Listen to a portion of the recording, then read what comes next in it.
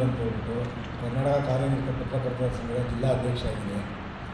ಈಗ ನಮ್ಮ ಜಿಲ್ಲಾ ಘಟಕ ನೂತನವಾಗಿ ಒಂದು ಪ್ರಾರಂಭ ಮಾಡೋದಕ್ಕೆ 19ನೇ ತಾರೀಕು ಅಂದ್ಕೊಂಡಿದ್ದೀವಿ.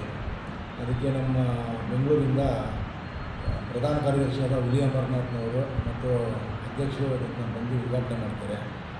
ನಮ್ಮ ವಿಷಯಗಳು ಏನಂದರೆ, ಈಗ ಏನು ಪತ್ರಕರ್ತರಿಗೆ ಆಗ್ತಾರ ತೊಂದರೆಗಳಿದೆ ಅದನ್ನು ಸರಿದೂಗಿಸ್ಕೊಂಡು ಪತ್ರಕರ್ತರಿಗೆ ಒಂದು ನ್ಯಾಯ ಪಡಿಸ್ಕೊಂಡು ಸಮಾಜದಲ್ಲಿ ಅವ್ರನ್ನ ಒಂದು ಉನ್ನತ ಸ್ಥಾನಕ್ಕೆ ತಗೊಂಡು ಹೋಗಬೇಕು. ಹಾಗೂ ಅವ್ರಿಗೆ ಆಗ್ತಾರ ತೊಂದರೆಗಳನ್ನ ಯಾವ್ಯಾವ ಥರದ ತೊಂದರೆಗಳಿದ್ರೂ ಅದನ್ನು ನೀಗಿಸಿ ಅವ್ರಿಗೆ ಬೆನ್ನೆಲುಬಾಗಿ ನಿಲ್ಲೋ ಒಂದು ಕಾರ್ಯ ಮಾಡಬೇಕು ಅನ್ನೋದು ನಮ್ಮ ಉದ್ದೇಶ ಇದೆ. ಜೊತೆಗೆ ಈ ಪತ್ರಕರ್ತರ ಸಂಘ ಮಾಡ್ತಾ ಏನು ಅಂದರೆ, ಮುಂದಿನ ದಿನಗಳಲ್ಲಿ ಯಾರು ಹೊಸ ಪ್ರತಿಭೆಗಳು ಬರ್ತಾರೆ ಅವ್ರುಗಳಿಗೂ ಇದೊಂದು ಪ್ಲ್ಯಾಟ್ಫಾರ್ಮ್ ಆಗಿ ಬರಬೇಕು. ಯಾರಿಗೆ ಬೇರೆ ಥರ ಯಾವುದೇ ಒಂದು ತೊಂದರೆಗಳಾಗ್ಬೋದು, ಇಲ್ಲ ಪತ್ರಕರ್ತರ ಮೇಲೆ ಆಗ್ತಾರ ಹಲ್ಲೆಗಳಾಗ್ಬೋದು, ಇಲ್ಲ ಅವ್ರಿಗೆ ಆಗ್ತಾರ ಒಂದು ನ್ಯೂನತೆಗಳೇನಿದೆ ಅದನ್ನು ನೋಡಿಕೊಂಡು ಅವರು ಬೆನ್ನೆಲುಬಾಗಿ ನಿಂತು ಅವ್ರಿಗೆ ಸಹಕಾರ ಕೊಡಬೇಕು ಅನ್ನೋದೇ ನಮ್ಮ ಉದ್ದೇಶ.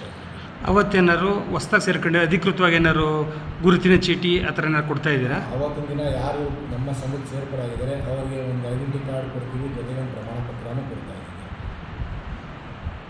ಓಕೆ, ಹೇಳಿ ಸರ್.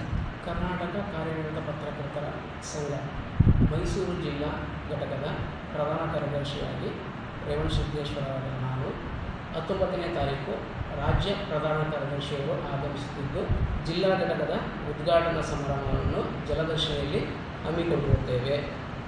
ಸುಮಾರು ಎಷ್ಟು ಜನ ಸೇರ್ಬೋದು ಸರ್? ನೂತನವಾಗಿ ಕಾರ್ಯಕ್ರಮ ಮಾಡ್ತಾ ಇದ್ದೀರಾ? ಒಂದು 50ರಿಂದ 80 ಜನ ಸೇರೋ ನಿರೀಕ್ಷೆ ಇದೆ.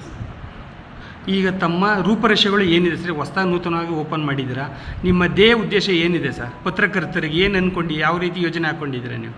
ಸರ್, ಪತ್ರಕರ್ತರು ಅಂದಾಗ ಯಾವುದೇ ಕಚೇರಿಗಳಾಗಲಿ ಇನ್ನೊಂದಾಗಲಿ ಸಾರ್ವಜನಿಕರಿಗೆ ನ್ಯಾಯ ದೊರಕಿಸ್ಕೊಳ್ಳುವಂಥ ಸ್ಥಳಗಳಾಗಲಿ ಒಂದು ಗೌರವವನ್ನು ನಡೆಸ್ಕೋಬೇಕು, ಗೌರವಗಳನ್ನ ಕೊಡಬೇಕು ಅಧಿಕಾರಿಗಳು ಅನ್ನೋ ನಿಟ್ಟಿನಲ್ಲಿ ಕಾರ್ಯಕ್ರಮ ನಡೆಸ್ತಾ ಇದ್ದೀವಿ.